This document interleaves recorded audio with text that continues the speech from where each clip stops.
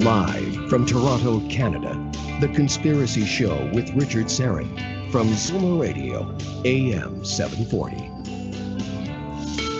And welcome to the Audio Imaginarium. Come on in, weary traveler, hang your cloak on a peg, grab a stool, and come gather round the fire. There are stories to be told, and you are among friends. Carlos Cagina is my technical producer, and Ryan White is the live stream producer. And yes, we are live streaming on my YouTube channel tonight, Strange Planet. Don't forget to visit strangeplanet.ca as well. That's my website, strangeplanet.ca. You know, I get emails from people, tweets, Instagram messages every night or every weekend.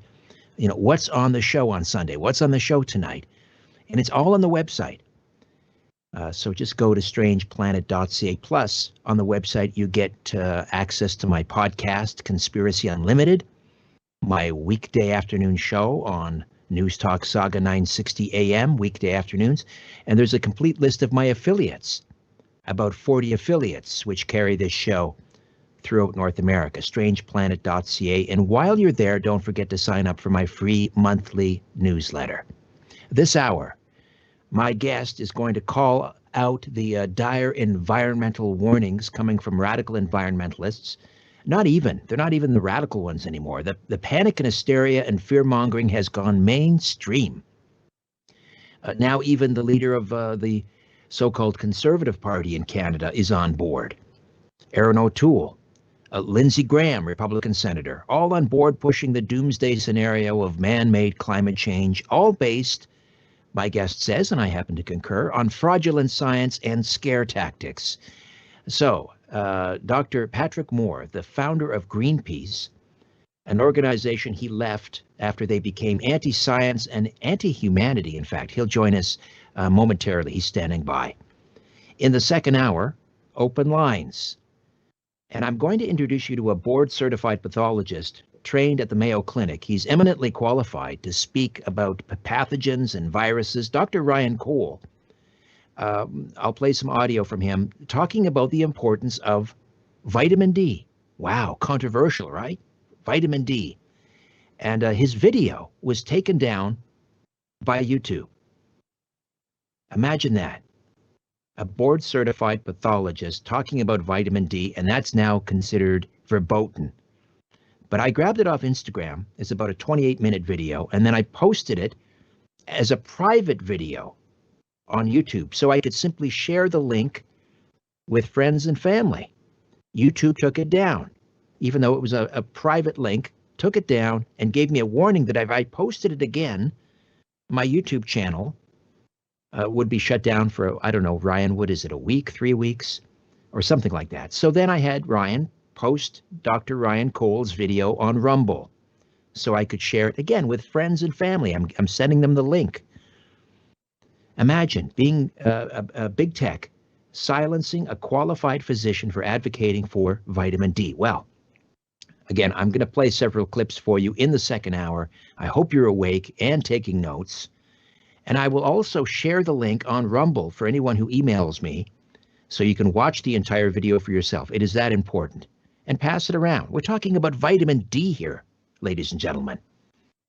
Anyway, I have some other things to say about that a little bit later. Open lines in hour 2. All right, let's get to it. Dr. Patrick Moore was a founding member of Greenpeace and served for 9 years as President of Greenpeace Canada and 7 years as a director of Greenpeace International. He parted ways after the organization became too radical.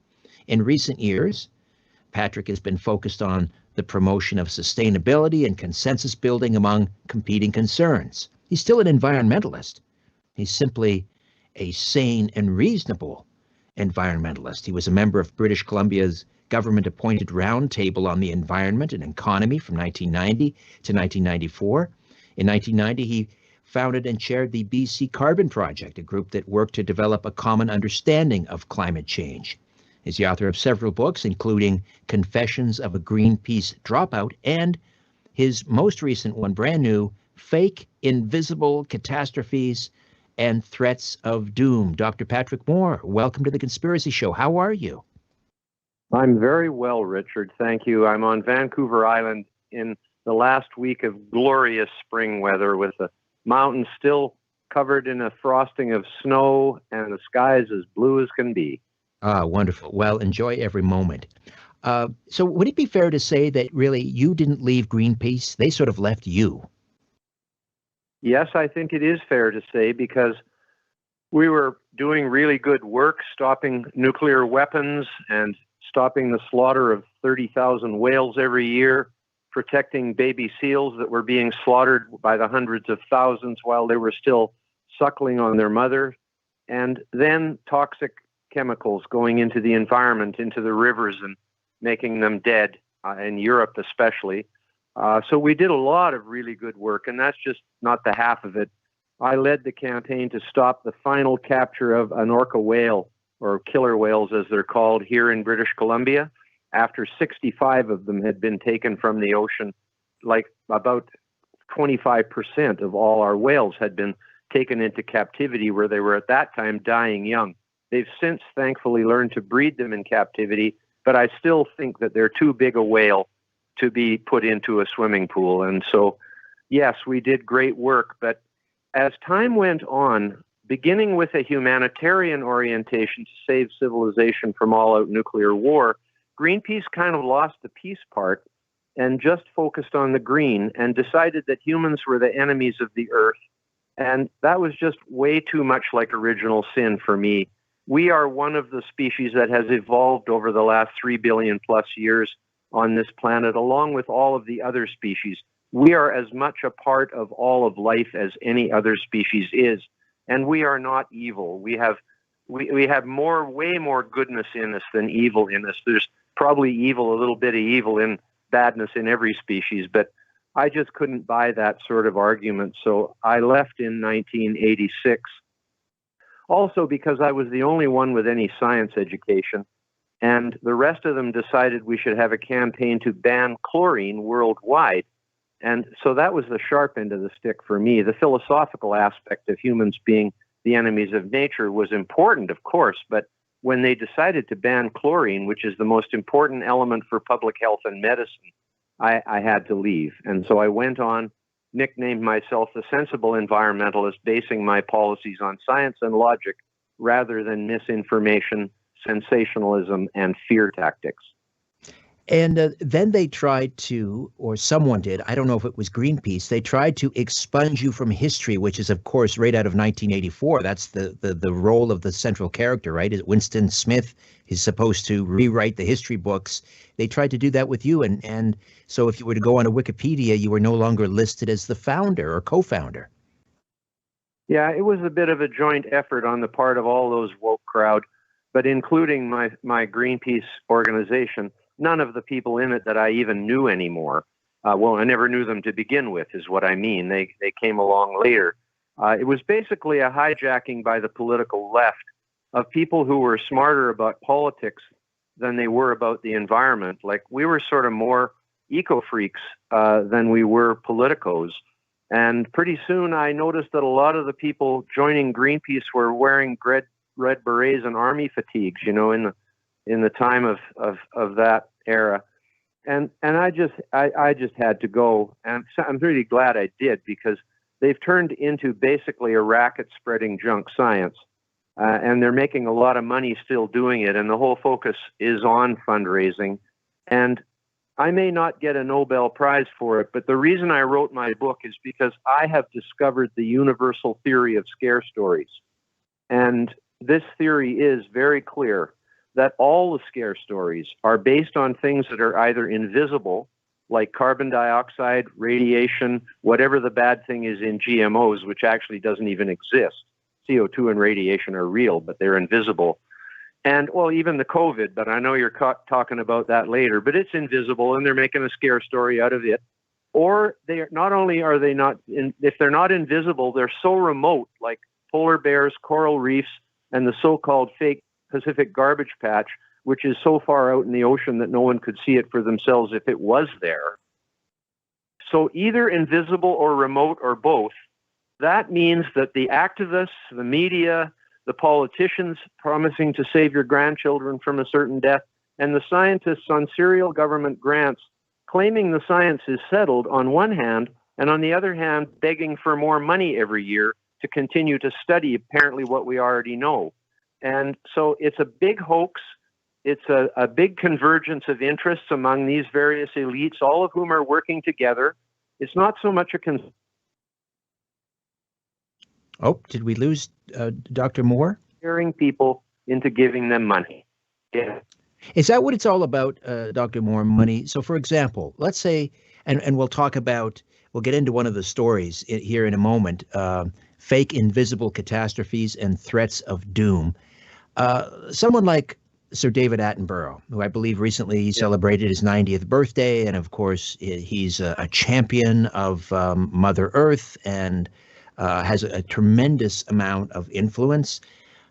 What's in it for him? Is he just misguided, or why is he on board with these, as you say, scare tactics and fraudulent science? Well, it's interesting because David Bellamy, who was similar to him on BBC doing nature things, he quit when they insisted that he played along with the game of catastrophic climate change. But David Attenborough decided to stay on. And recently, when asked why he peddles this stuff, he said, well, I just read what the writers put down for me. Like that just amazes me. I mean, he's supposed to be the smart guy, but that's what he said. And the truth is, I have him in my book on 3 separate, very important lies about the environment. And one of them is he said that the walruses on the coast of Alaska were leaping to their death from cliffs, committing suicide because there wasn't enough ice for them anymore. When in fact, it was a pack of 20 to 30 polar bears coming from behind them. They had in their rookery, they had climbed up to a steep part where there's a cliff there. And so rather than be eaten alive by polar bears, they leapt to their death. And then the polar bears went around and ate them after, so they didn't have to kill them, because it's pretty hard to kill a full-size sea lion. Right. And a walrus, sorry. And this kind of thing is what he's doing now. And of course, the northern coast of Russia is a very remote place, but there is a little community there. And this was actually all documented. And Susan Crockford on her website, Polar Bear Science, has also documented the whole thing. And so have I in my book. It's the last chapter in my book because it's kind of the icing on the cake in terms of how much falsehood is being spread about environmental stories to scare people into thinking that the world is coming to an end. So let me just recap this story here. Tell some stories. I'd be glad to do that.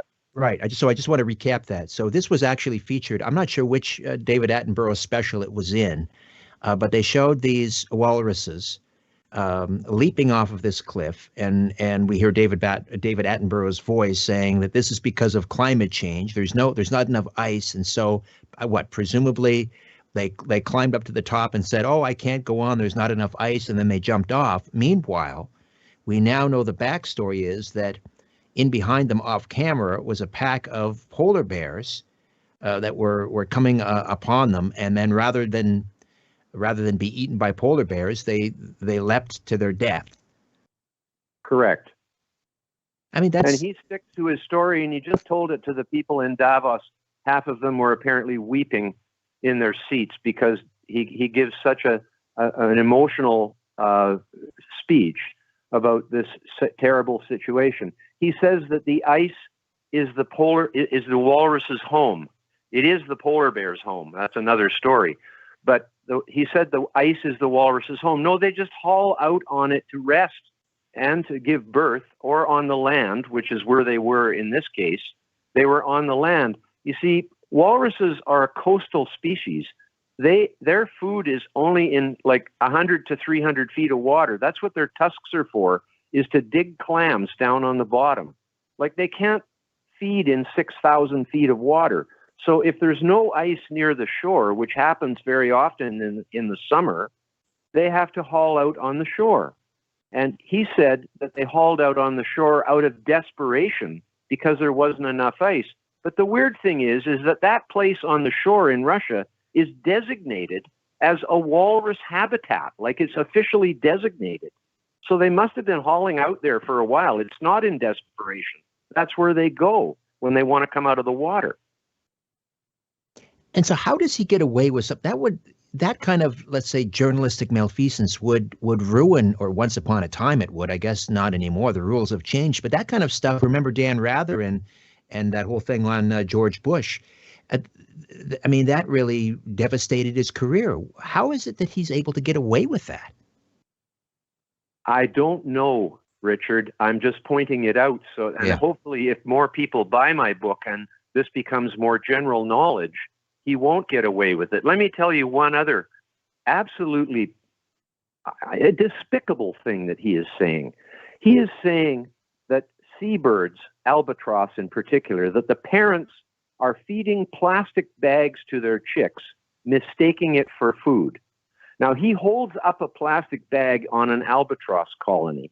He doesn't show any albatross feeding a plastic bag to its chick. They don't feed plastic bags to their chick, but they do feed hard bits of plastic that are floating in the sea in the same that they would feed small bits of pumice, wood chips, and nuts. Anything hard. You see, birds don't have teeth, so they can't chew their food. They have to swallow it whole. And they have a gizzard, which is a second stomach, where they put, like land birds eat pebbles. And the parents feed when the birds are in a nest, a seagull or an eagle or a crow, the parents feed the chicks with pebbles so that they can grind the food in their gizzard. So they're not mistaking it for food. They're giving it to them as a digestive aid. Now, David Attenborough wrote The Secret Life of Birds and did a 10-part series on BBC on birds. He knows that birds have gizzards. He knows they need to take in small, hard objects to grind the food in the bird's gizzard. And he lies about it to say that the parents are feeding their chicks plastic bags, mistaking it for food. Birds aren't that stupid. They know the difference between food and a plastic bag. And so they don't feed. The plastic bag will be of no use to the chick. Right. What is of use to the chick is pieces of hard plastic. Okay. Now, those bits of hard plastic in the bird's gizzard, will that cause them harm? Of course not. They wouldn't feed them ones that do. For example, a squid's beak is quite sharp. Right. And albatross feed squid to their chicks. And after the chicks have digested the squid, they retain the beak in their gizzard. And these objects wear out after a time. They have to be constantly eaten. And all adult birds, have to continually ingest hard bits of something. And stones are used on land, but there's no pebbles in the ocean. So out there, it's actually quite a job to get enough material. And often there isn't enough pumice, which is floating lava from undersea volcanoes. That's what they prefer. But it isn't always there because there hasn't always been an eruption. So they have to resort to using pieces of wood, floating wood, or nuts that have fallen off a banyan tree or whatever into the ocean and have drifted out. Or these days, bits of plastic. And this is coming in very handy for them. In other words, part of the plastic that ends up in the ocean is doing a very useful job for the biology of seabirds.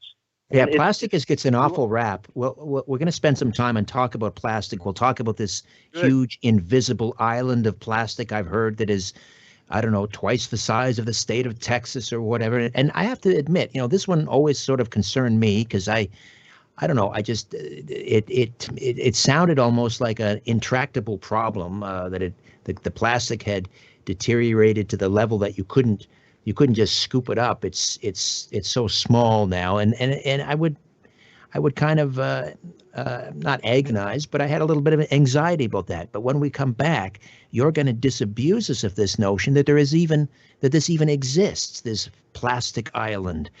Dr. Patrick Moore, founding member of Greenpeace, former president of Greenpeace Canada, now the sensible environmentalist, and his brand new book, Fake Invisible Catastrophes and Threats of Doom.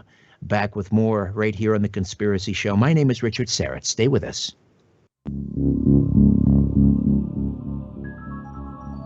Poking holes in the darkness. The Conspiracy Show with Richard Syrett from Zoomer Radio. To see the light, call Richard now at 416-360-0740 or toll free at 1-866-740-4740. Hi, I'm Cherry Tab, co-founder of the Hertz.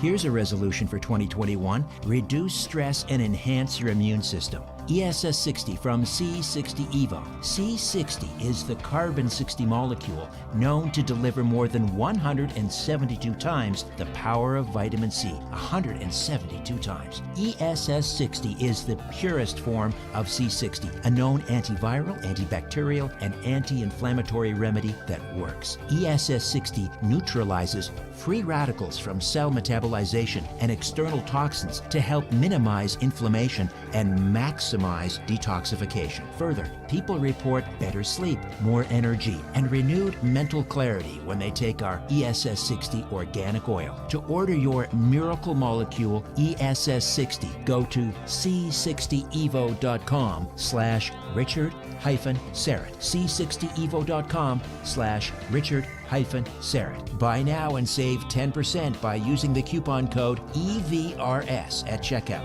Again, use the coupon code EVRS at checkout.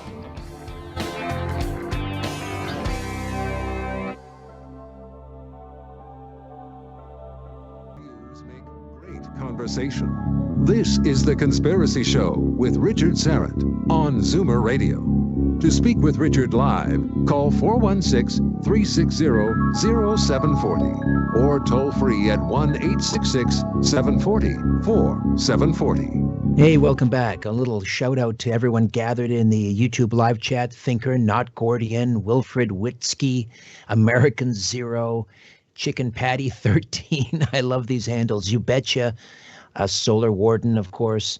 And they're with us each and every week without fail. And I'll look for your comments and questions this hour for Dr. Patrick Moore, the author of Fake and Visible Catastrophes and Threats of Doom, but also in hour 2 during Open Line. So Dr. Patrick Moore, back to some of these dire warnings, fraudulent science, scare tactics, and you were talking about plastic. So let's dive right in with this story about this enormous island, this Great Pacific Garbage Patch, they call it, that's full of plastic, twice the size of Texas. It sounds horrible, but you say it doesn't even exist.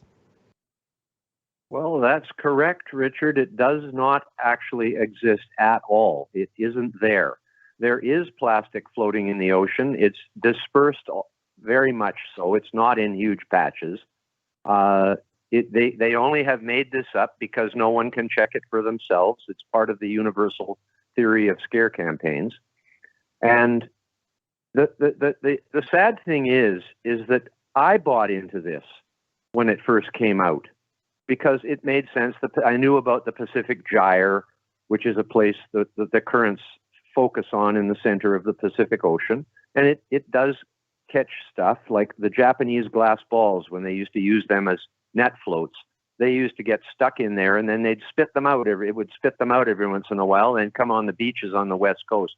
And people collected them. They went after a storm to be the first one there, if any came in. So I did know this sort of lore. But the truth of the matter is if you go on the internet after you have put in Great Pacific Garbage Patch in Pacific Ocean, what you get is all kinds of photoshopped images that are not photographs of the Pacific. They are just people have drawn a picture of a big blob on the Pacific Ocean and point an arrow to it and say, this is the Pacific Garbage Patch. And that's in my book. I show 2 examples. And the other one they use is the aftermath of the Japanese tsunami, which killed nearly 20,000 people, also wiped off a huge number of towns and villages into the sea and left a massive patch of debris off the coast of Japan. But they show a picture and say it's the Pacific Garbage Patch, but you can see mountains in the background. That's the mountains of Japan. So they fake that. And actually, though, if you go to a German composite from a German government agency that does photographs from satellites, and they do a composite so that they have a picture that is cloudless, because there's always some clouds somewhere in the Pacific, but there's some everywhere in the Pacific has some days when there's no clouds. So they take the cloudless parts and put them together from a year's worth of photographs, and there you have a cloudless Pacific. And in that, you can see the Hawaiian Islands quite clearly, and they're not twice the size of Texas, but there's absolutely no indication of any garbage patch.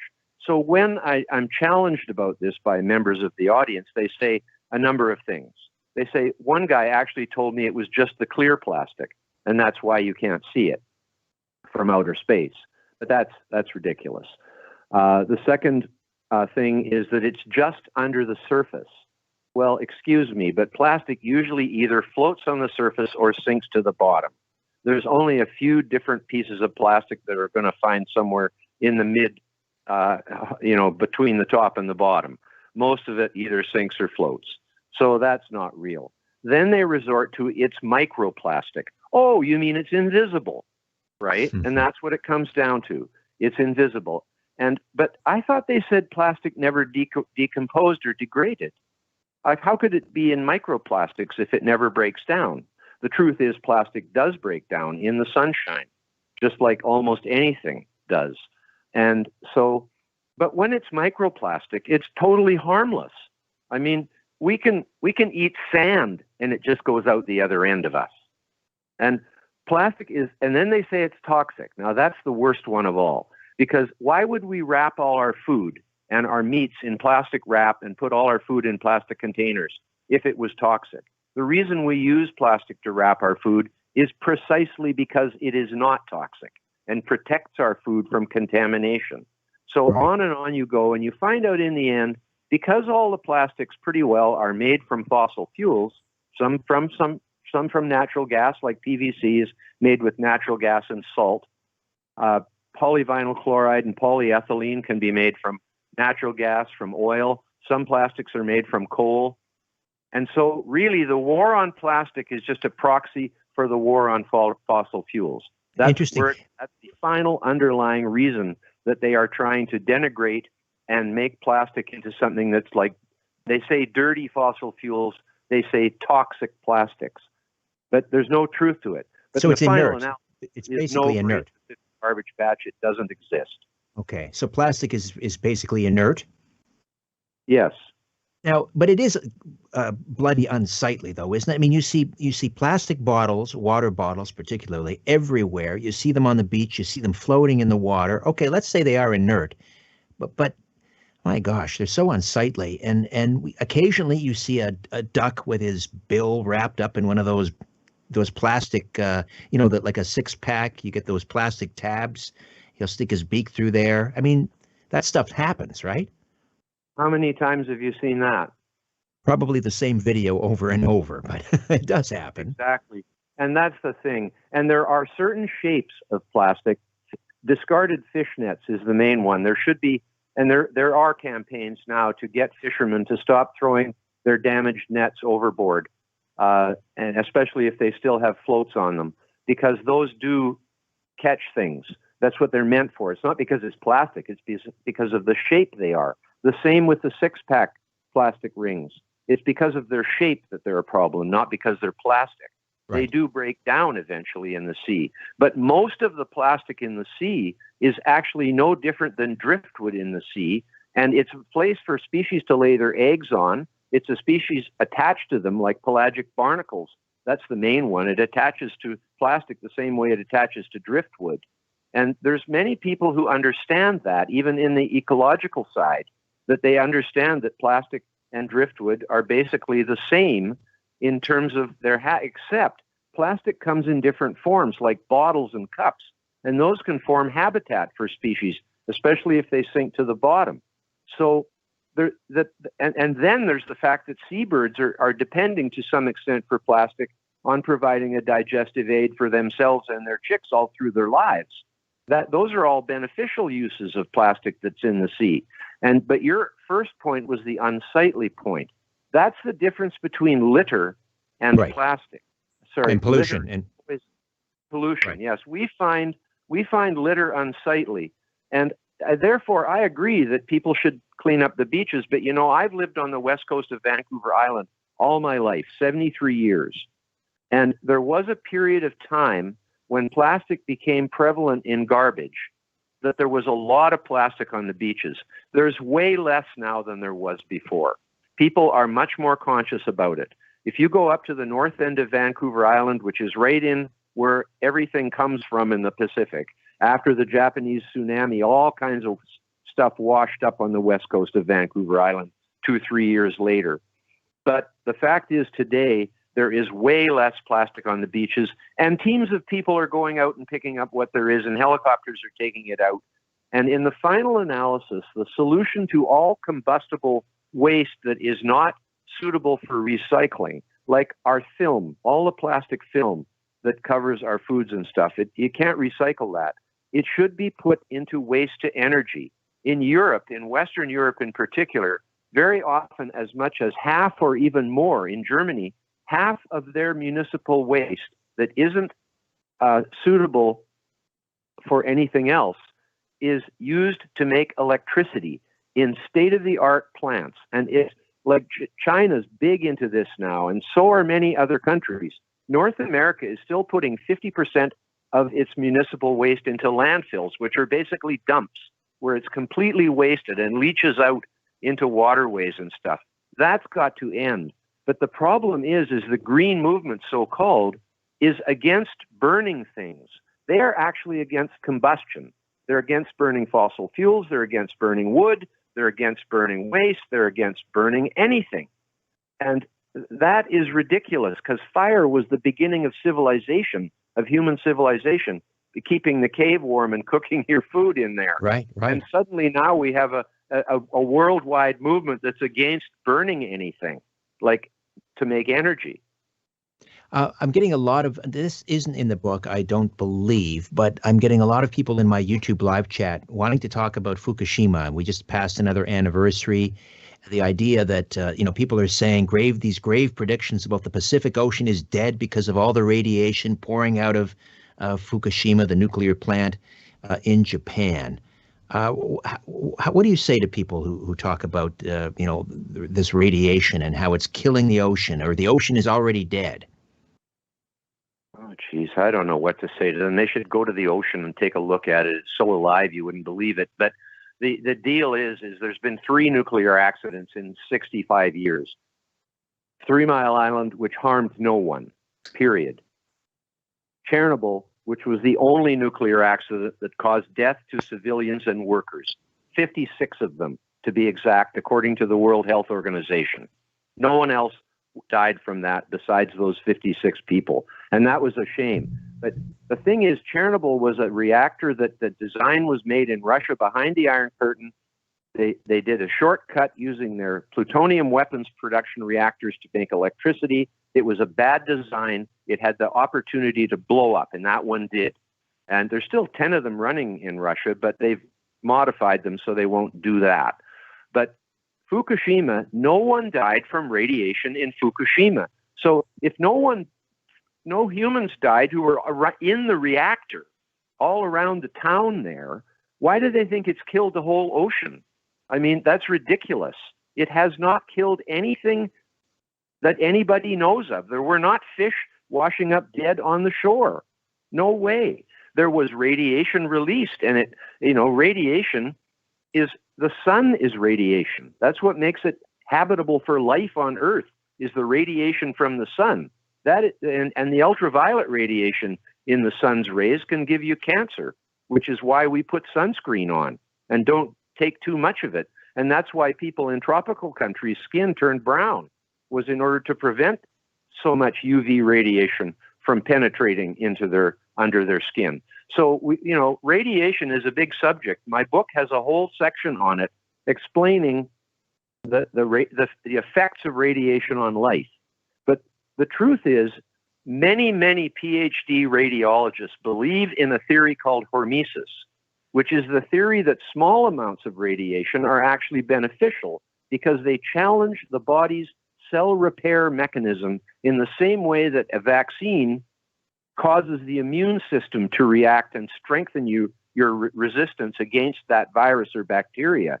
In the same way, your body can build defense to radiation and other damaging things that go into it. So the cell repair mechanism of living things, it has to be there, because if it wasn't there, there wouldn't be any life. Your cells have to be able to repair any damage. And as soon as your cells are not able to repair the damage as fast as it is being caused by the external thing, then you die.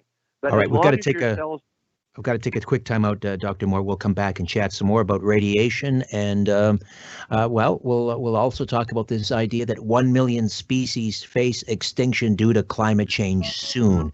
Dr. Patrick Moore, Fake Invisible Catastrophes and Threats of Doom. Back with more in a moment. Question everything. This is The Conspiracy Show with Richard Syrett on Zoomer Radio.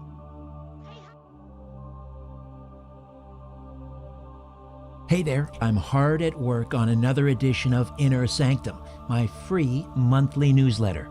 Inner Sanctum features my monthly brief, a column of my thoughts and opinions on what's happening in the world. It features a spotlight on a past guest, a look ahead to an upcoming episode of my weekly syndicated radio program, The Conspiracy Show. It features a look at this month in conspiracy and UFO history, and my Conspiracy Unlimited podcast episode pick of the month, and so much more. To get your free monthly newsletter, Inner Sanctum, delivered to your email inbox, just go to my website, strangeplanet.ca, strangeplanet.ca. Scroll down to the bottom of the page and click on Inner Sanctum and register. It's fast, easy, and again, absolutely free. And seeing what falls. This is The Conspiracy Show with Richard Syrett from Zoomer Radio. And we are back. And just a reminder, hour 2 open lines. Dr. Patrick Moore stays with us for, about 20 minutes. And he is the author of a brand new book called Fake Invisible Catastrophes and Threats of Doom. Fake Invisible Catastrophes and Threats of Doom. So let's talk about this mass extinction. Over 1 million species, we're told, are going bye-bye very soon, all as a result of climate change. This is one of the most preposterous things I've heard for a long time, Richard. This trio of so-called United Nations scientists came before the U.S. Congress, a House Committee on Water, Oceans, and Wildlife, and told them that the very best estimates now are that there are 8.7 million species. We have actually documented, counted, and identified 1.7 million species, of 1 million of which are insects and spiders. And then there's various amounts of others, like there's 5,000 mammals and 10,000 birds, and there's a whole lot of invertebrates like slugs and snails, and it just goes on. There's a huge list, but it's only 1.7 million. And they say, though, that they're quite sure that the best estimate made by scientists is 8.7 million species. And then they say, and 1 million of those species are threatened with extinction in the next few decades. Well, 2 million species, 3 million species could go extinct overnight, and you would never know it had happened because you haven't discovered them in the first place. And I say, absolute balderdash, or whatever word you want to use. You can't say something exists if you haven't documented it and given it a name and taken a picture of it or whatever, right? And they're saying actually that there are 6 million more species than, I think that's, or is it 7 million more, whatever, yes, than we actually know about. And that 1 million of them are going to go extinct soon. That's what they're saying. These are actual real people with apparent science credentials in front of the government of the United States making this claim. And it's all in my book. You can see it. It's documented. There's no doubt about that this is what they did. Mark Morano and I were both there. He's from Climate Depot in Washington, D.C. He's been working on this all his career, too, just like I have. And the two of us gave an alternative presentation. They ended the meeting, and that meeting was never noted, was never put down on paper. 2 weeks later, they went to a different committee, didn't invite us back because they didn't know we were coming in the first place. We were nominated by the Republican side. They went into another different committee and held a meeting with just those three so-called scientists, and that was the official record of the Congress. I'm telling you the truth. That was one of the most outrageous things I've ever seen in my life, to pretend that there are species that don't exist, millions of them, right? And then pretend that they are threatened with extinction, even though we don't know that they exist. Well, that's the invisible catastrophe, right? If you're saying that there are all these species we don't know, we can't point to them, but we can tell you that they're about to die. There's no evidence. Yep. It's very convenient, very neat and tidy. I think, I don't know, I'd call it worse names than that. It's all a family show. Lied. Yeah. Yeah. So this, I was reading recently, there's this new branch of psychology that's emerged just to deal with, and they've even given it a name, and psychologists love to label things, but they're calling it eco-anxiety. So we have an entire generation that is growing up in schools. That's the primary source, where this fear is being propagated with young people. Yep. And so now we have an entire generation of young kids. They come home, they have nightmares, they have anxiety, they are depressed because of what they're being taught. They're being taught that the planet is doomed. We've got 10 more years left. How did we arrive at this? How can we allow our children to be abused in our own public schools at taxpayers' expense this way? Well, it's the great march through the institutions of socialism and basically communism and basically Marxism. And this is, there's been a lot of media on this lately, on the alternative media, as you might call it these days, going back in the history to Marcuse and the others who have been promulgating these ideas against free markets, against democracy, et cetera, and basically the dictatorship of the elites, and that we should all just shut up, and they should all just tell us exactly what to do. And this is coming out in the whole COVID issue, of course, because now I find myself having been vaccinated, and my status has not changed one iota. I now still have to wear a mask everywhere. I still can't go here and there. I still have to be quarantined for 14 days. After I've had 3 negative tests for COVID, I still have to be quarantined. I still can't do this. I still can't do that. Right? Right. We've been played. We've been played. Yeah. We are being played. We've got to take one more final. When they can't tell us why it's different after you've been vaccinated, when they told us for a year that once you got vaccinated, you'd be okay. And they're even canceling people for asking that question now. Mm-hmm. And that's the state we've got to. And it's the same with the environment.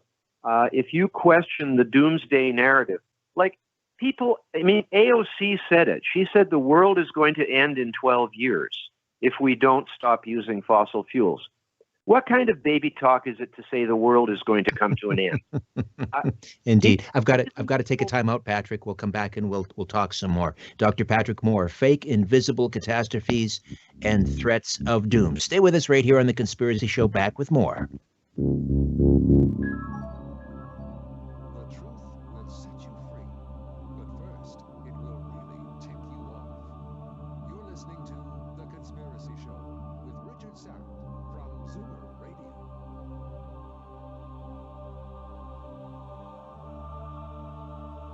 I don't need to tell you how important building and sustaining a healthy immune system is these days. And just in time, my good friends at Get the Tea are offering a special package called the Immune Builder. You get 1 month's supply of Life Change Super Tea. That's 8 bags. 1 bottle of Bioastin. That's 75 capsules. Now, Bioastin, or astaxanthin, is known as one of nature's most powerful antioxidants and provides a wide range of impressive health benefits. The Immune Builder also includes 1 bottle of Potent C Wild Alaskan Sockeye Omegas. That's 90 gel caps.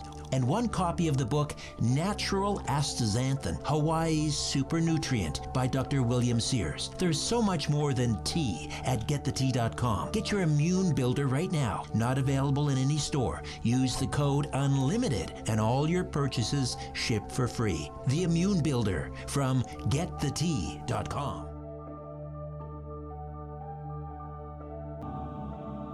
The truth will set you free, but first, it will really tick you off. You're listening to The Conspiracy Show with Richard Syrett from Zoomer Radio. A reminder once again, open lines at the top of the hour.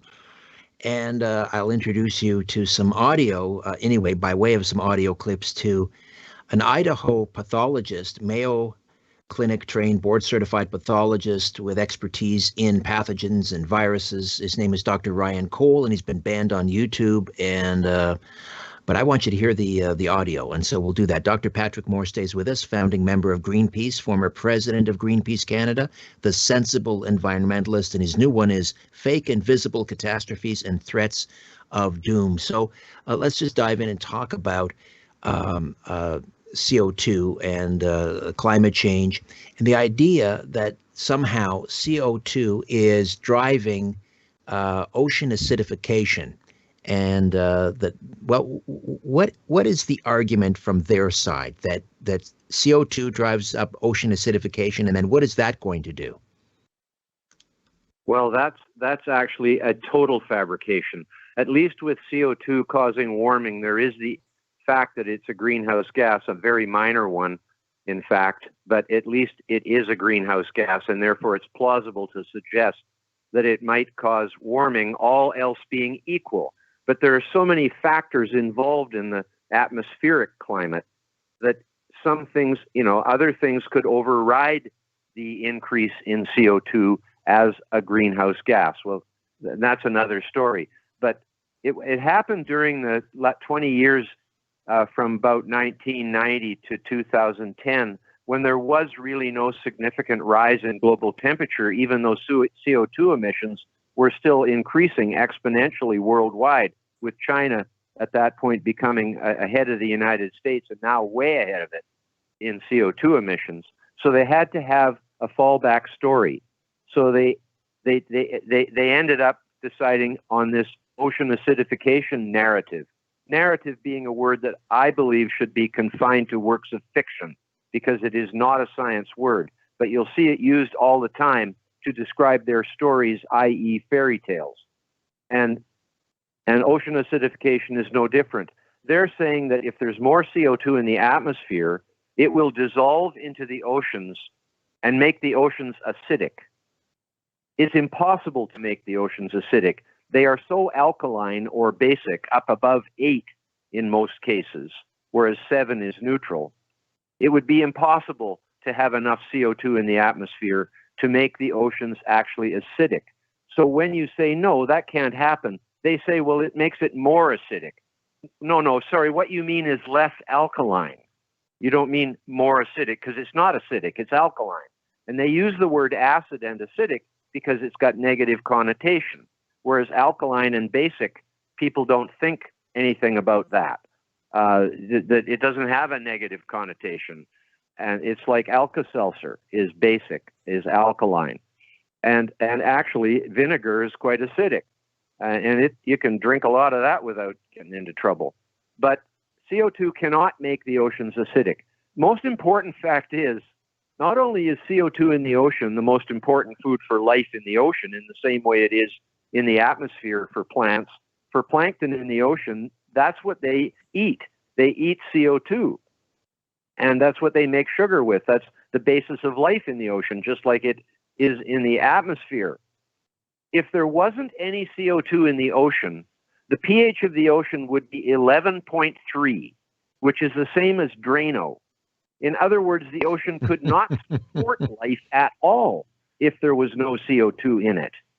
It is the CO2 that brings the ocean down to a level of alkalinity or a level of basic, which is supportive of life, which is 8, pH 8, ranging from pH 7.8 to 8.4.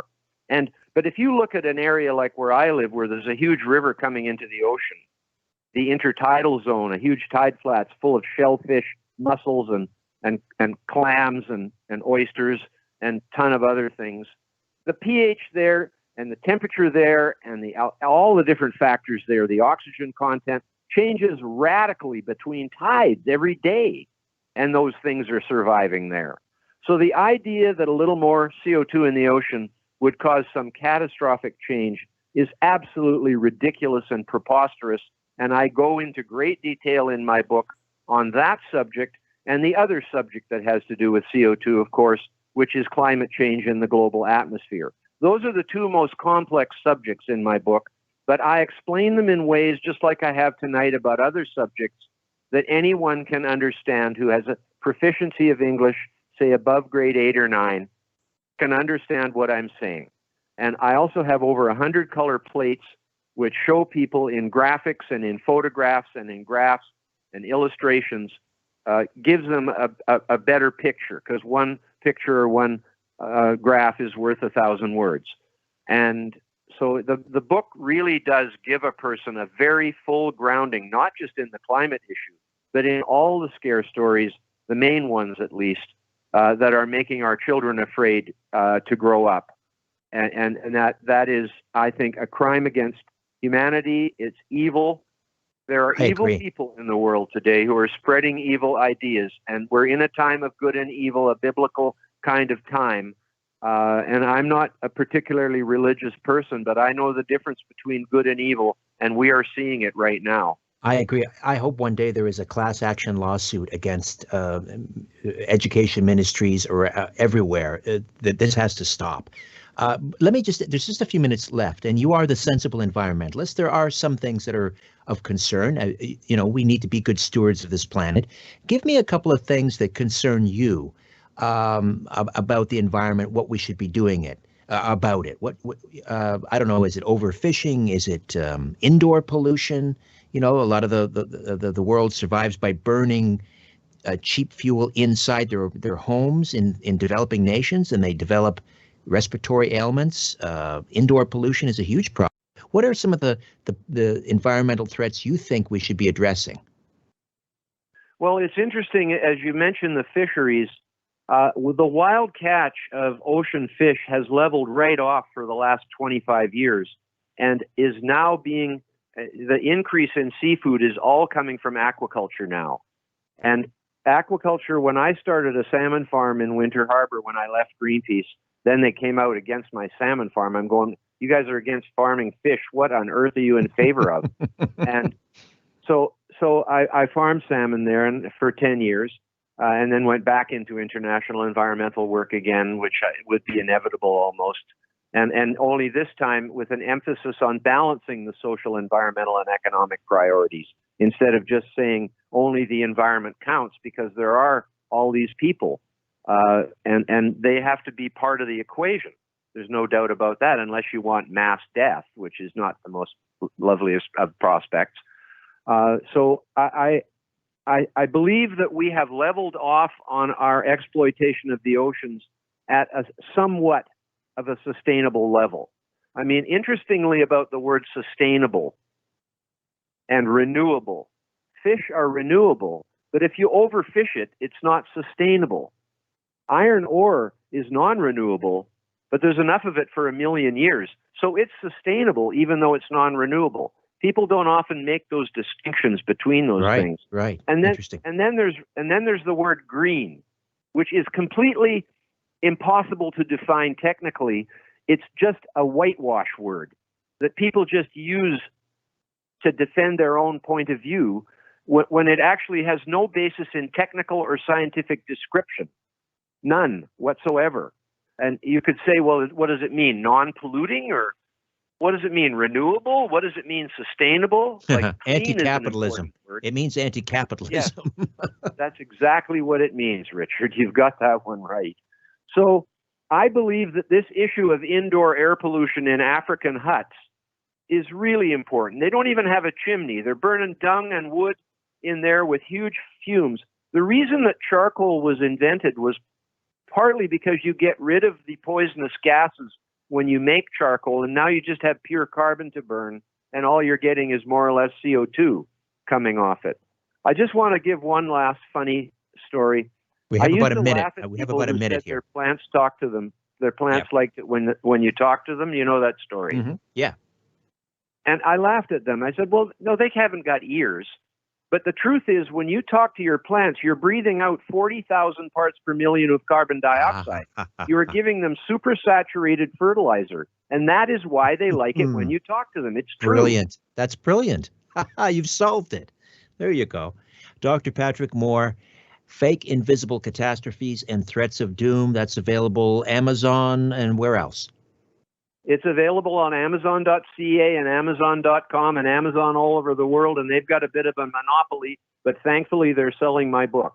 Fantastic. Dr. Patrick Moore, always a pleasure. Thank you for such enlightening conversation. I appreciate it. Thank you, Richard. Anytime. All right. When we come back, Open Lines, Hour 2. Stay with us.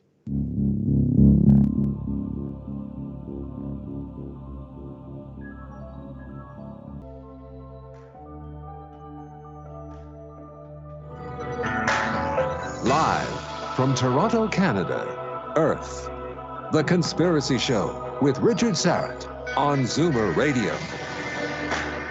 Hey, thanks for inviting me into your home, your long-haul truck. I love those truckers. RV, camper, taxi, your parents' well-appointed rec room with the simulated wood paneling, electric fireplace, and the painting of dogs playing poker.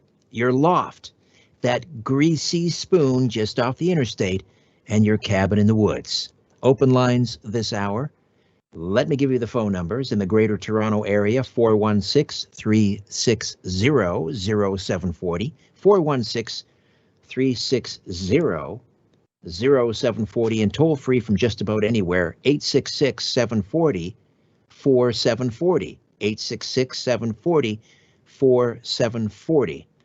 And I mentioned that I have some audio. I've come prepared with tape. If you come from the analog world, as I do, we used to say about radio producers that would go out into the field and bring back some great audio. You bring back great tape. Of course, it's all digital now, but I've got some clips for you. Audio that I grabbed off of Instagram. Actually, it was the Mighty Aphrodite who was on Instagram and saw this half-hour video by Dr. Ryan Cole in Idaho. And what he had to say was, it was pretty commonsensical stuff about vitamin D and how we should be treating COVID patients therapeutically with vitamin D. But he says, for some very strange reason, for some very strange reason, doctors in North America, for the most part, are not doing it. He calls it practicing therapeutic nihilism. And, I happen to know a doctor up north. In fact, he's a regular on my radio program weekday afternoons on Saga 960, Dr. Patrick Phillips. You may have seen him on Twitter, Dr. P_MD. And he's a small-town family physician and a lover of freedom. And he comes on and sort of counters the narrative that we're hearing from many other doctors. And he's with this group, Concerned Ontario Doctors. Anyway, he was telling me that in the ER where he is, and the ICU, he's not allowed to prescribe vitamin D to COVID patients. And so I asked him, I said, that sounds ridiculous. What happens if the patient demands, right? Isn't the patient supposed to be in control of the treatment? And he says, well, it has to be approved in that case by the ICU, the head of the ICU. And he says he hasn't met one yet that will prescribe vitamin D. So, here we are, and they're telling us now, in fact, it was on the front page, I think, of the Toronto Star, there's not much we can do at this point, folks. They're saying with COVID, there's not much we can do to treat the patients. They put them on ventilators and I guess in some cases steroids to reduce inflammation, but not much. Anyway, I want to introduce you to Dr. Ryan Cole. I'm gonna let him introduce himself.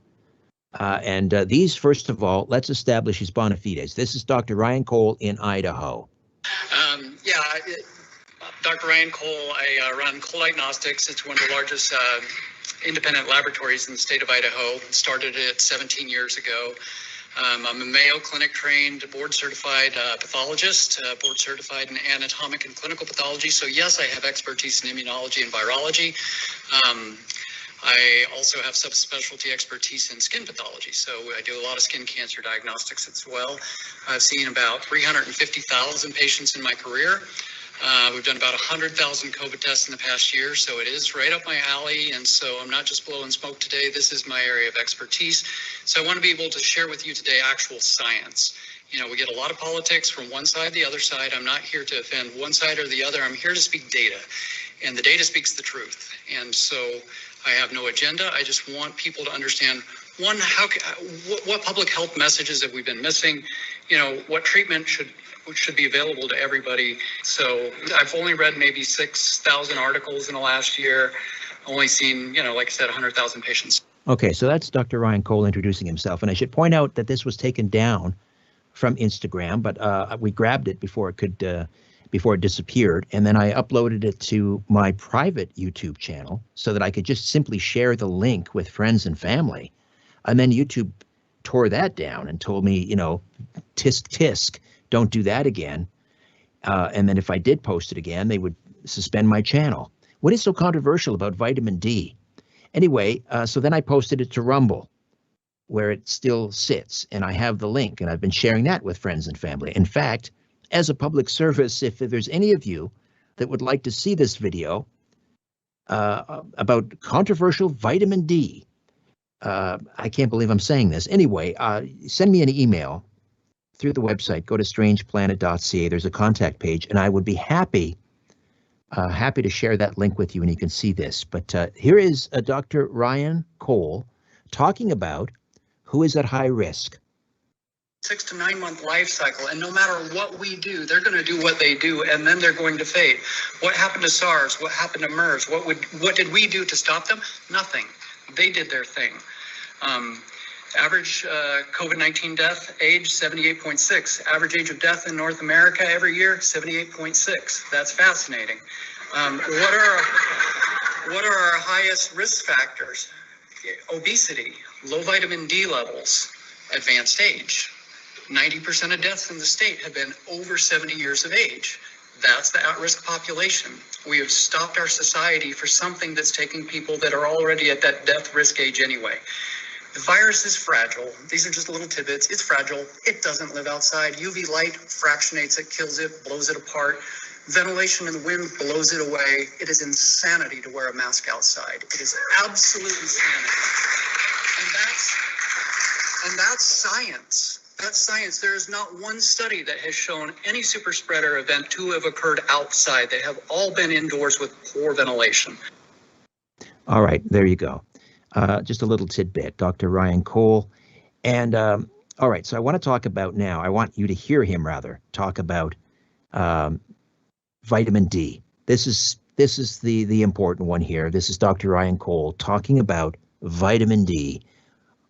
Oh, how dangerous this is to talk about vitamin D. All right, biggest lost message on this entire pandemic is vitamin D.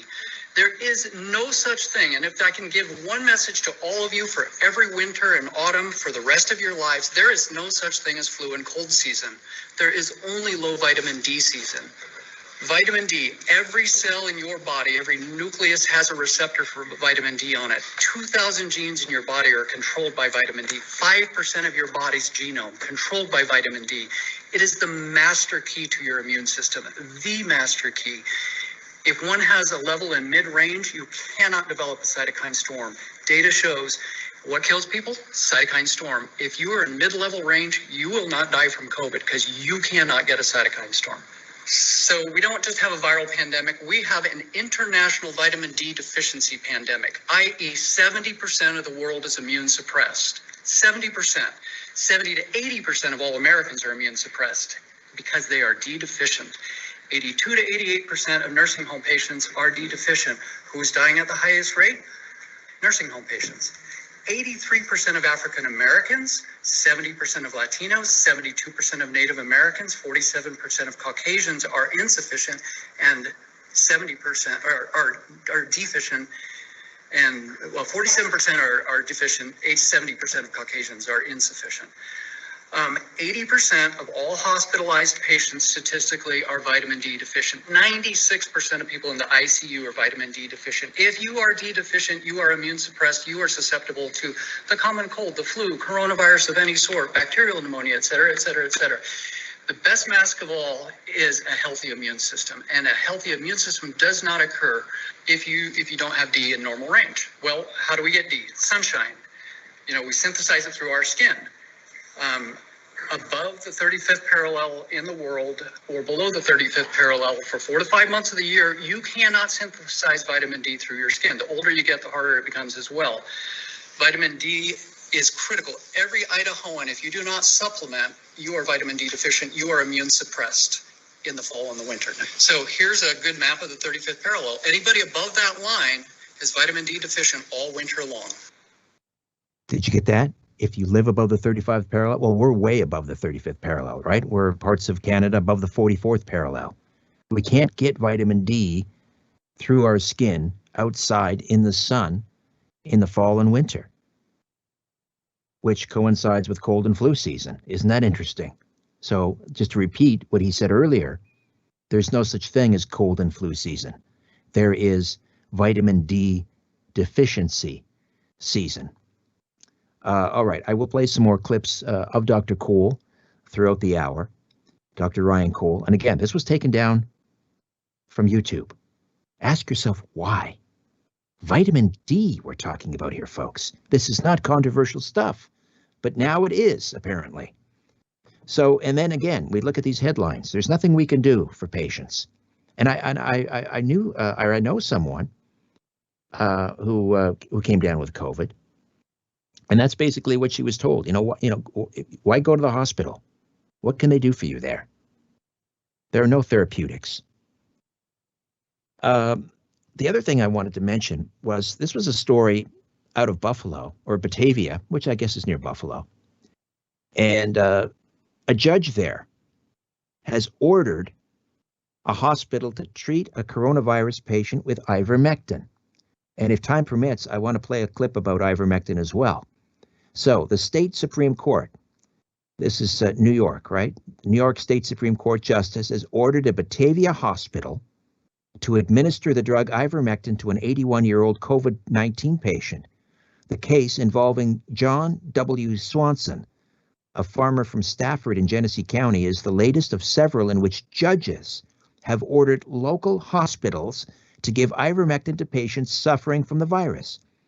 The drug is used to treat other ailments, but is not yet approved by the federal government as a COVID-19 treatment, right? This is off-label.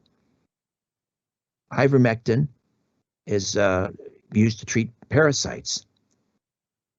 Your vet probably uses it to deworm horses and dogs and so forth. So Swanson, now get this, Swanson, again, 81 years old, was on a ventilator and on death's doorstep at the United Memorial Medical Center when doctors there gave him 1 dose of ivermectin on April 1, according to an affidavit filed in court by attorneys for Swanson's wife, Sandra. Quote, after that one dose, he started breathing on his own. He was taken off the ventilator and was making great progress, according to attorney Ralph C. Larigo, who represents the Swanson family with John F. Menier. Then the hospital refused to give him additional doses. They give him 1 dose. He's off a ventilator after he was pretty much written off. Then they refused to give him an additional dose. State Supreme Court Justice Frederick J. Marshall issued an order on April 2nd, directing the hospital to give Swanson 4 more doses of ivermectin. As of late Friday afternoon, his attorneys described Swanson as stable.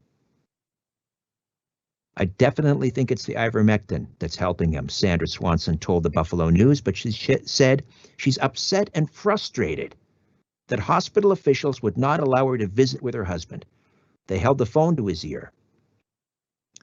And I read him a long list of people who are praying for him every day, about 20 people, but I need to see him. While ivermectin is not yet approved by the Food and Drug Administration as a treatment for COVID-19, Many doctors, including some in Western New York, are offering the drug to their COVID-19 patients. A hospital spokesman, Veronica Chizey, declined to comment on Swanson's case. All right, so you're not going to get ivermectin up here. I don't believe doctors are allowed now to prescribe it, which is interesting. It is available online, interestingly enough, from various veterinary places, and you could order it. Ivermectin's been around for what, 40 years? I believe it won the Nobel Prize. It's a antiparasitic, but it also apparently works on viruses. It's a molecule. It doesn't know the difference between COVID and other things. It destroys viruses. But they will not prescribe it, and they will not prescribe vitamin D. So, let me give you an update. Oh, and let me also just once again mention the phone numbers if you'd like to talk about anything tonight. 416-360-0740 in the Greater Toronto area. 416-360-0740 and toll free 866-740-4740. And if Ryan, who's running our live stream, Ryan, if you want to pass along some comments from our YouTube live chat members, You Betcha, and who else do we have? Kiora12 and Y-Way, of course, Anella, John Porter, Sigma 6, Solar Warden. If they have questions or comments, please pass those along as well. But I want to here's the follow-up. After the judge ordered the hospital to use experiment COVID-19 treatment, the woman has recovered. A judge ordered Millard Fillmore Suburban Hospital last week. This is a second case where the courts had to intervene because the doctors would not prescribe ivermectin. The judge ordered Millard Fillmore Suburban Hospital last week to give a COVID-19 patient an experimental treatment, and her family and attorney said they believe that saved 80-year-old Judith Smenkowitz's life. The drug, ivermectin, a pill sometimes used to treat children with head lice or to rid dogs and cats of worms, is not yet approved by the federal government for use against COVID-19. But Smenkowitz's son and daughter call it a miracle drug in their court papers. So do her attorneys as well. This lady was on a ventilator, here we go again, literally on her deathbed before she was given this drug. Larigo told the Buffalo News about Smenkowitz, a Cheektowaga resident. As far as we're concerned, the judge's order saved this woman's life. Larigo said one doctor at the hospital allowed the patient to be given the drug, but after she had been given one dose, another doctor at the hospital refused to allow further doses. Why? When someone's at death's door, what is the harm in trying something like this? They just dig in their heels. State Supreme Court Judge Nowak sided with the family and ordered the hospital, ordering the hospital to resume treatment. Dr. Thomas Russo, one of the region's leading experts on infectious diseases, said he was glad to hear that Smenkowitz is doing better, but he said people should never jump to conclusions about ivermectin or any other drug based on one patient's outcome. One patient. Well, as we'll hear later from Dr. Ryan Cole, 4 billion people have taken ivermectin. 4 billion people, not since COVID, but since it was first introduced in the market. And I believe he said maybe 1 or 2 deaths attributed to ivermectin because they later discovered a genetic disorder. So those are pretty good odds, right? 1 or 2 out of 4 billion. All right, 416-360-0740, 866-740-4740. And what do we have here? We have a couple of minutes. Do I have time for another clip? I think I can. I want to play this one. I think I've got time for this one. This again is Dr. Ryan Cole from Idaho, a pathologist. You can run outside naked thinking you're getting sunshine from October through March, like this fine gentleman here in the snow, and the amount of vitamin D you will synthesize from October through March outdoors running naked in your tutu is zero. Absolutely zero. If you do not supplement with vitamin D in the wintertime, you are immune suppressed. Next, please. Most insurance companies in Idaho and northern states do not pay for a vitamin D test, unfortunately. Other countries, Scandinavian, test their citizens twice a year. They supplement 35 foods on their food shelves with vitamin D. Why is Finland, Norway, Sweden doing so well? They take care of the public health of their individuals. They know that this is public health message number one for their immune health, so they do something about it.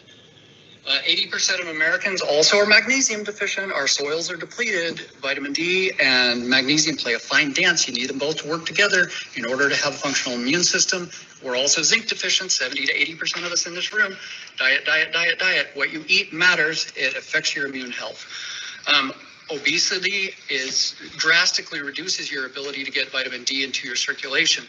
D is a fat-soluble vitamin. The heavier set you are, the more it goes into your fat and not into your circulation to stimulate your immune system.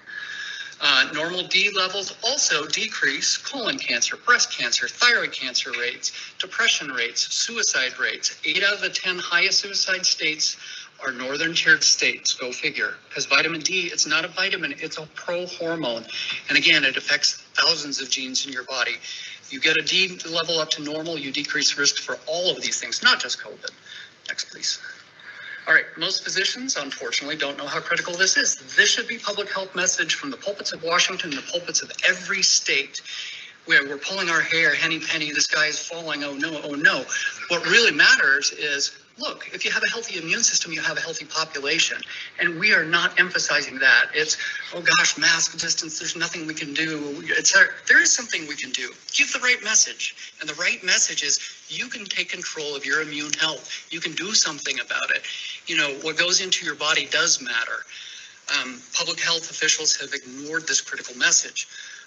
Normal D levels decrease your COVID symptom severity and risk for hospitalization by 90%.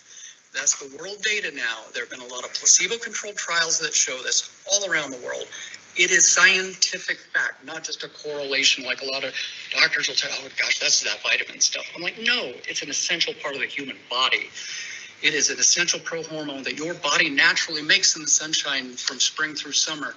Only a couple hours a day. We can get into that later if there's questions, because there's only about a 3-hour window a day without your sunscreen. Don't tell the dermatologist that I serve. You need to be outside for 20 to 30 minutes during the spring and summer to get natural vitamin D. In the fall and the winter, you need to supplement to boost your immune system. There you go. All right. We'll take a quick time out, come back. More from Dr. Ryan Cole. Your calls and comments right here on the Conspiracy Show. My name is Richard Sarrett. Don't go away.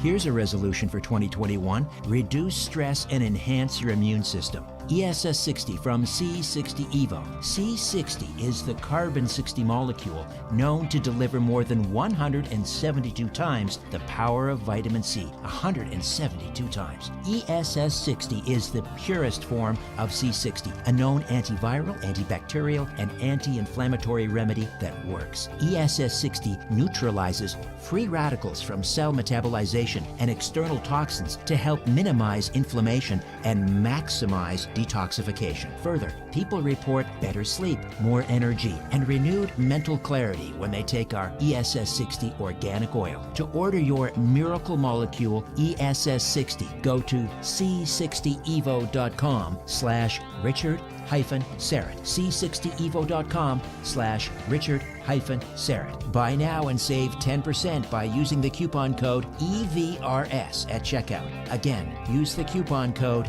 EVRS at checkout.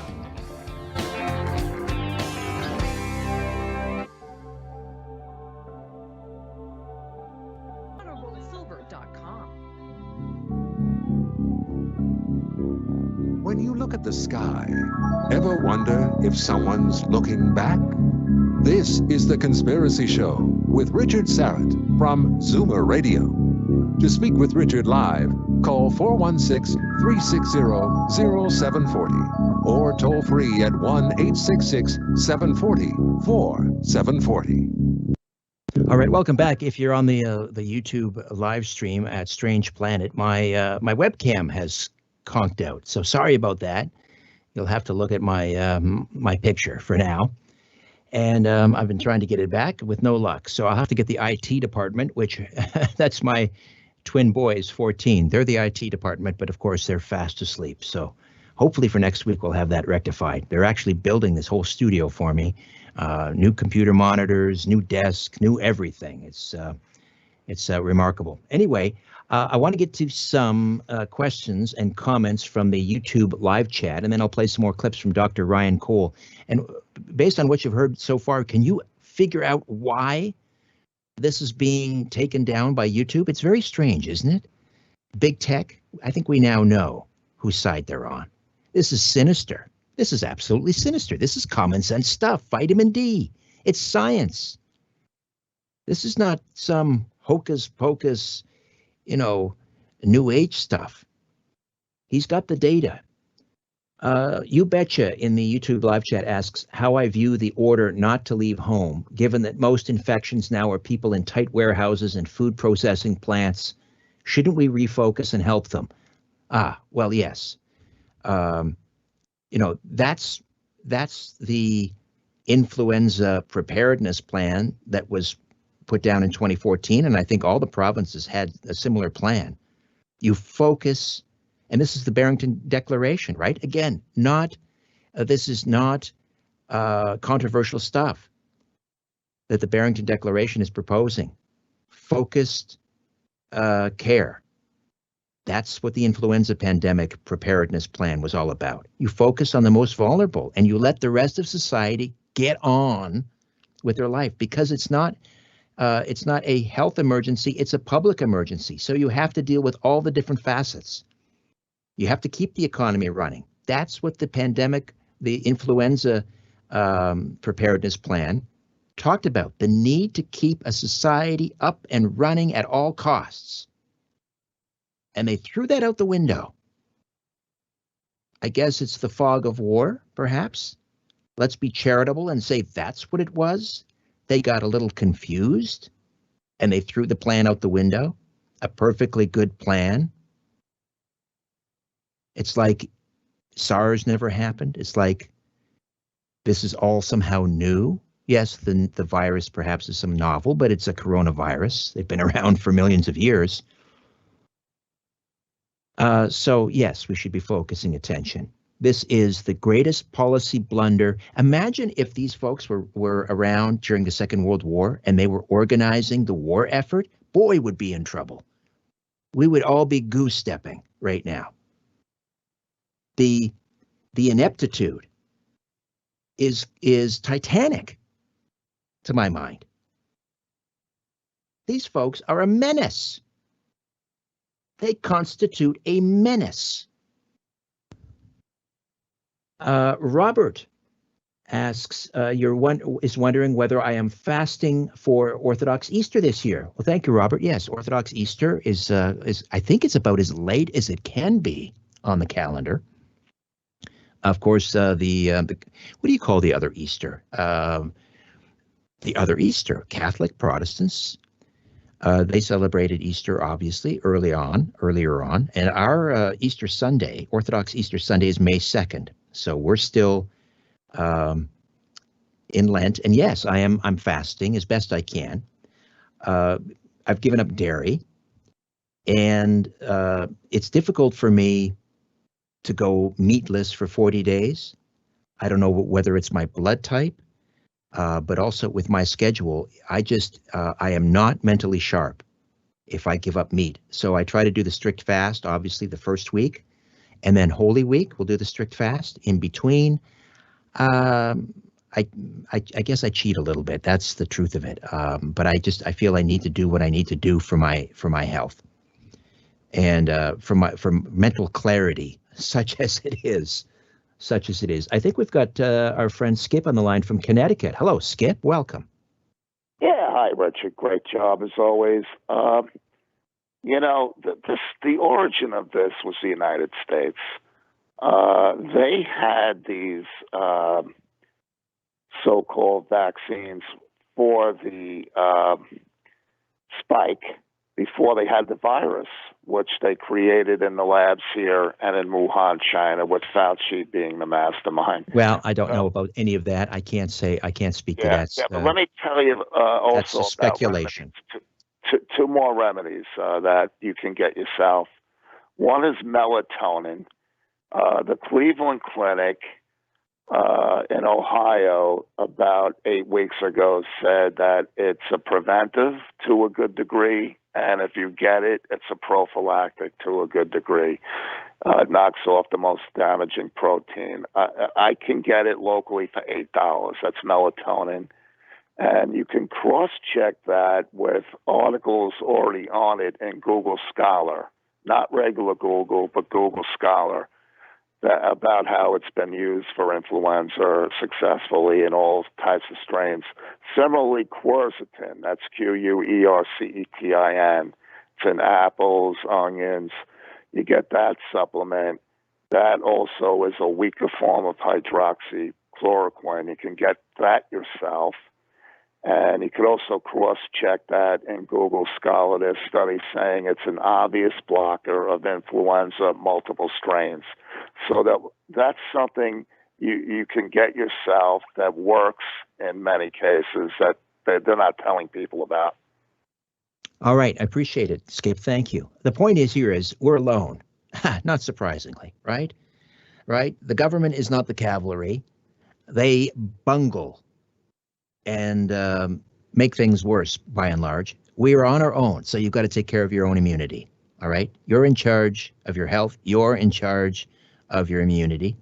And I'd be curious as if anyone has been in hospital with COVID and whether they've asked for vitamin D and what the response was. And can we get the courts involved? I don't know. I don't know. My faith in government institutions at all branches of government are falling faster than a stone tossed into a well. I have to be honest, and I wish it weren't so. But I would love to hear whether someone has been in hospital for COVID and asked for vitamin D and what was the response. Anyway, we're taking here at the Sarrett household, we're taking, I guess right now, about 2,000 international units of vitamin D per day. But now listen to this. I want you to have a listen to our good friend here, Dr. Ryan Cole, who again was taken down from YouTube because I guess he was talking about vitamin D. Here he is talking about our favorite American high-paid bureaucrat, Dr. Anthony Fauci.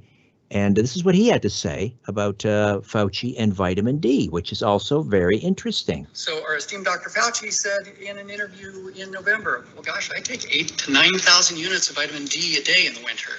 Yet, inexplicably, that's not a public health message. In a little side interview, I'm like, well, gosh, you know it affects your immune health. You work for the government and have been in there for 40 years. Make that a message to everybody, please. Did you get that? Let me play that again. So our esteemed Dr. Fauci said in an interview in November, well, gosh, I take 8,000 to 9,000 units of vitamin D a day in the winter. Yet, inexplicably, that's not a public health message. In a little side interview, I'm like, well, gosh, you know it affects your immune health. You work for the government and have been in there for 40 years. Make that a message to everybody, please. Dr. Fauci admits he takes 9,000 international units of vitamin D a day. He brags about it. And yet, have you ever heard Dr. Anthony Fauci or anyone, any public health official heard in the mainstream media who stands up in front of a camera at Queen's Park or in Parliament Hill ever once managed or mention vitamin D? What kid had heard, at the very least? It's very interesting times we are living in, ladies and gentlemen. All right, we'll take a quick time out. Back with more right here on The Conspiracy Show. My name is Richard Serrett. Don't go away.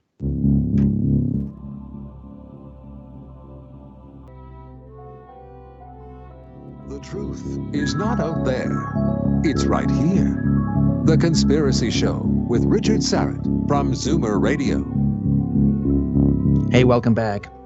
416-360-0740. That's in the Greater Toronto Area. 416-360-0740 and toll free from just about everywhere. 866-740-4740.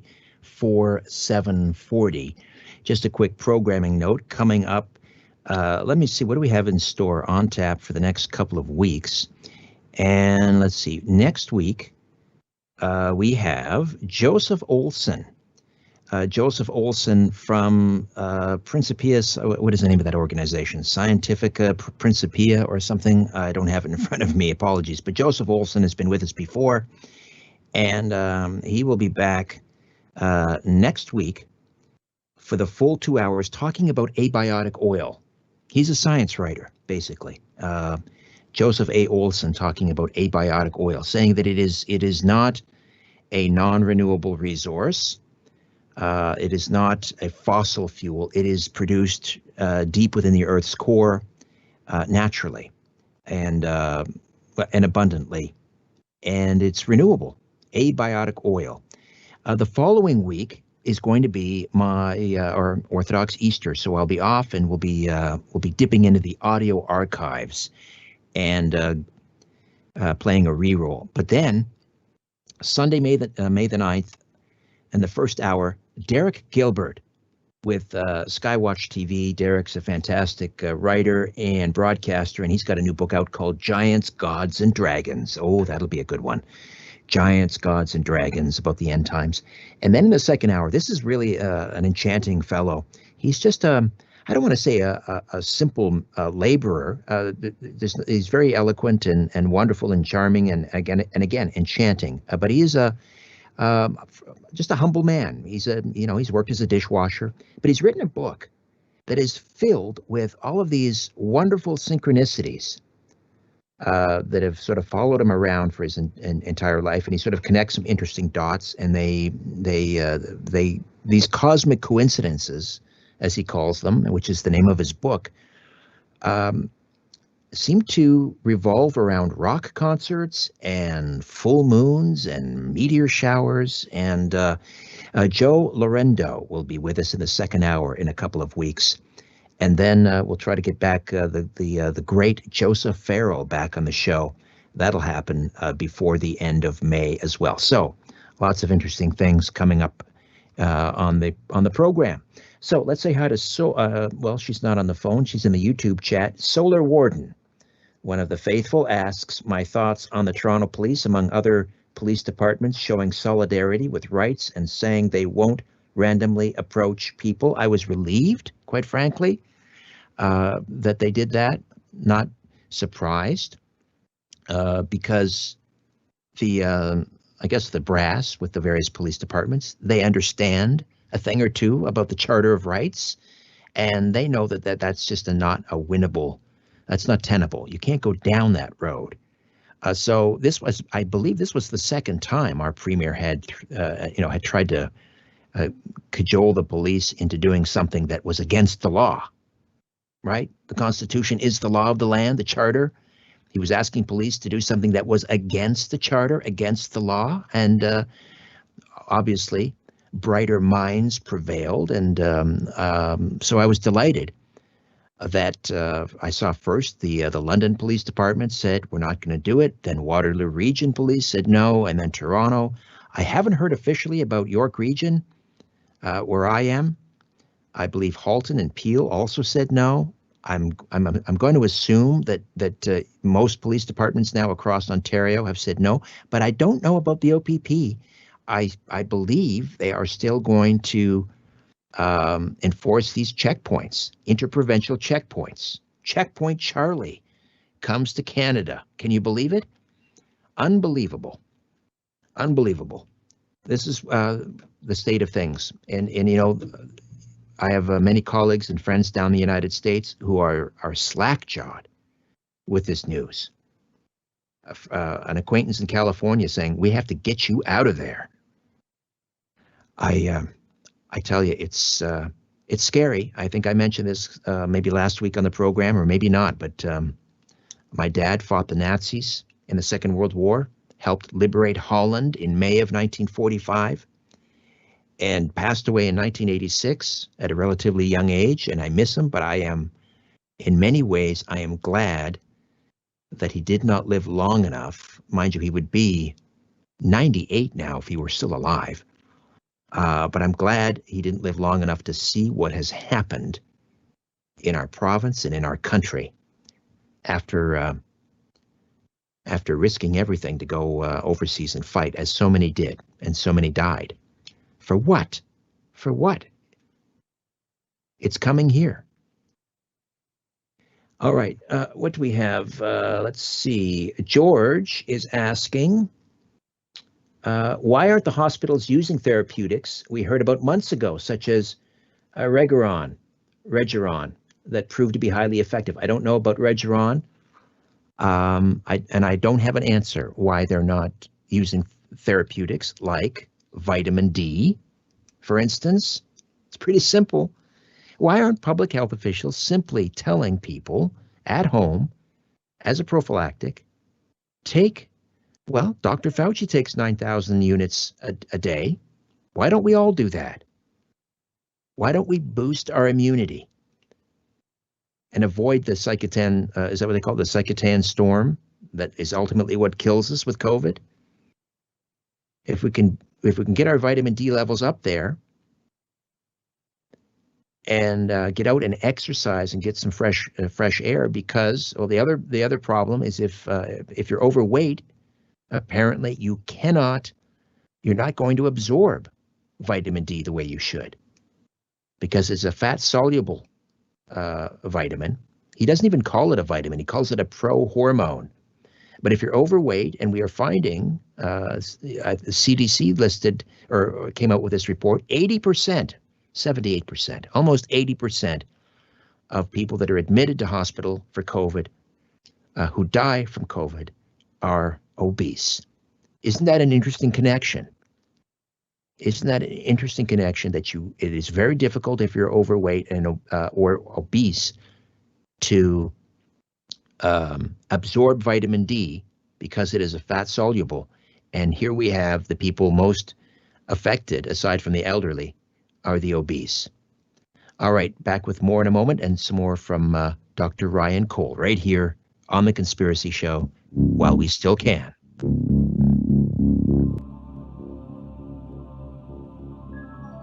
If you're sure your phone isn't tapped, call now.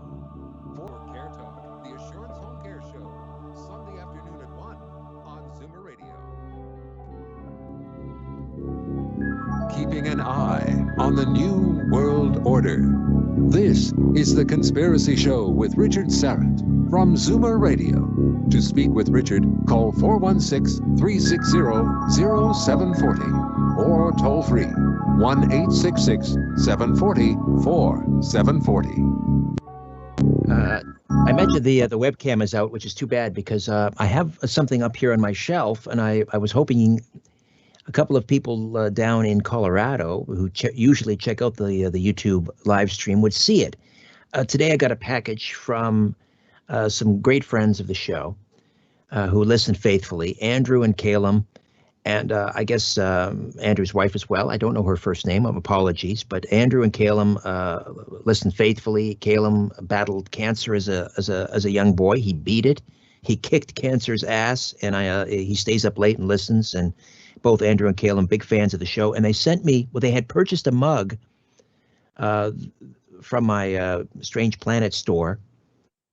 Just grabbing it off the shelf here so I can look at it. It's this is also available as a T-shirt, but it's "Lions do not lose sleep over the opinions of sheep," which is one of my favorite sayings.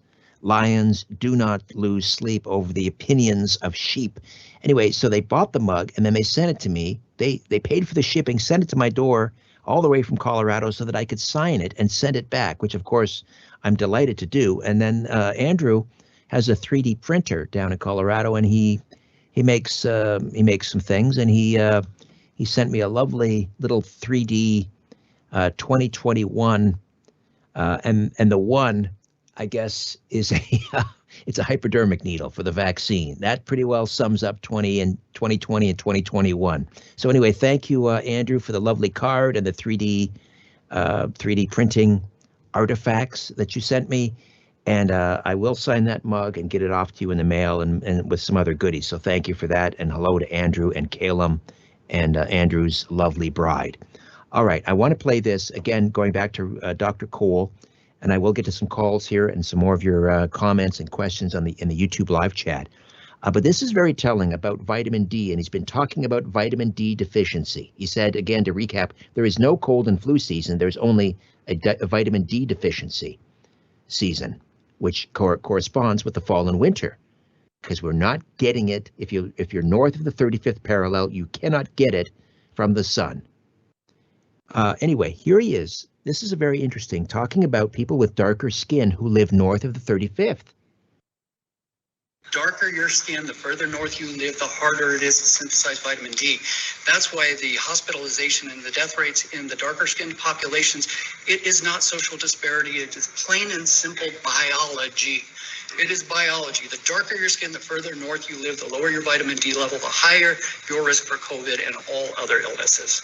So, I understand there are some social disparities in our society, and we can't fix that right away, but I hope we're working on it. But the biology of the disease is the darker you live, further from the equator, the less vitamin D you synthesize, the more immune suppressed you are. All right, there you go. Isn't that interesting? We've been talking about, or we've been hearing about, racialized communities, right? Racialized communities, and they're at risk from COVID, and it's because of social injustices and social inequities in the health system. And so do they not breathe the same air? I don't understand. I've never understood that. Yes, there are social inequities in society. And as Dr. Cole said, we must address those, and we're not doing it maybe quickly enough. There's much to do in that regard. But when it comes to COVID, he just spelled it out, right? If you're darker skinned and you're north of the 35th, you're not getting the vitamin D. It's biology. It's biology, not social inequity. Very interesting, very telling. All right, we have Karen, I believe, on the line. Karen, welcome. How are you? Good. I've seen the Dr. Cole video as well. Yes. And I'm so glad you played the part of Dr. Fauci. And also the thing about the darker skin, I think he said, that they should actually take supplements the whole year, because even in the summer, it's harder for the sun to get through. Right. Darker the skin is. Okay. Now, what I wanted to say was, I take 5,000 units of the vitamin D and right. D3, because I think he said, the one thing I think he said was that when you just take 1,000 units, which is what they typically say on the bottles and that sort of thing, is, I think the way he put it is, the 1,000 is enough to stay alive. Okay, so that's the bare minimum. Right. So that was the recommended dosage, but Dr. Ryan Cole has said, that's a drop in the bucket. And exactly. So there we have Dr. Fauci saying he takes 9,000. And yes. And so I decided to, when you said that you and your wife and the boys take 2,000, I thought, I wonder whether I should suggest that they think about taking some more, especially in the winter. No, you're probably right. We should probably up that. I mean, if you can take up to 9,000. Let me read you. This is if I can find this here. I'm on the wrong. I've got too many WhatsApp accounts, but this is interesting. I want to find this. Okay, here we go.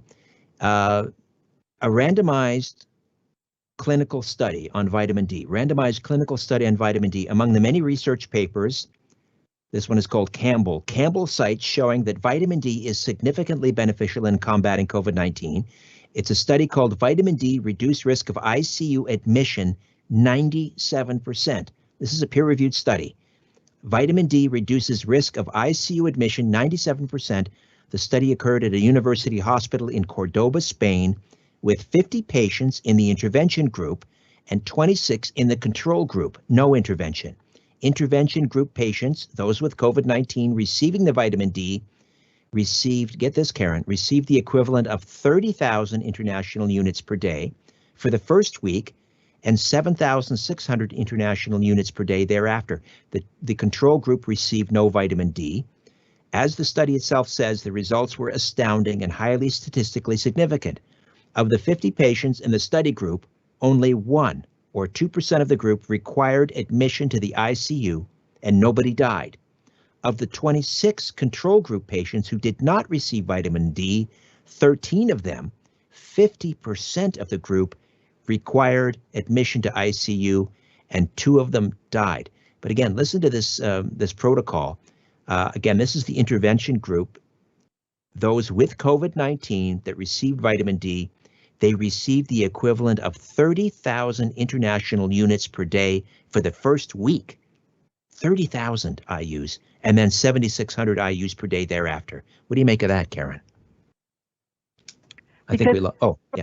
From what I understand, like you cannot overdose on vitamin D. Okay, so that's the 30,000. I mean, don't ordinarily or every day take that much, right? Because it'll just be peeing it out. But I mean, obviously, it shows, doesn't it? Indeed, it does. And then they went down to 6,000. Yeah, so I take 5,000 to 6,000. Do you take the liquid or? They're gel capsules. They're gel capsules. Okay, because I usually take the liquid because 1 drop is 1,000 IU. So I take 5 drops. Right. So okay. It would be much, if you wanted to go to up it to 5,000 or 6,000, to me, I think that's a good idea. I think that's a good idea, Karen. Thank you. Yeah, drop, and there you are. All right. Well, here's the point. We're on our own, folks. For whatever reason, they've run out of ideas. All they can say is mask up and stay at home harder. So it's up to us to take control of our immunity and take care of ourselves. And again, the offer stands. Anyone who would like to hear the complete video from Dr. Ryan Cole, a board-certified pathologist trained at the Mayo Clinic, who, by his own, said he read 6,000 articles this year alone, has treated, tens of thousands of patients with COVID, and has had tremendous success with vitamin D and ivermectin. I'll save that one for another time. Just email me. Go through the website, strangeplanet.ca. There's a contact page there. strangeplanet.ca. Contact me through the website.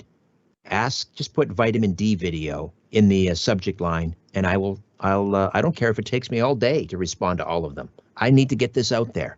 It's vitamin D.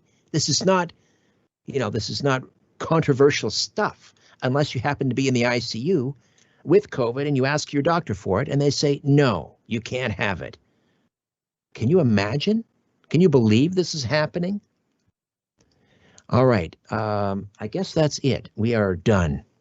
So my thanks to Ryan for the live stream production, Carlos for technical production. Back next week with a brand new program. Joseph A. Olson will be with us. Abiotic oil for the full 2 hours. We'll talk about other things as well. In the meantime, don't be afraid. Take your vitamin D. There is nothing concealed that won't be revealed. Take your vitamin D. What you hear in the dark, speak in the light. Take your vitamin D. What I say in a whisper, proclaim from the housetops. Take your vitamin D. Move over, Aphrodite. I'm coming home. Take your vitamin D. Good night.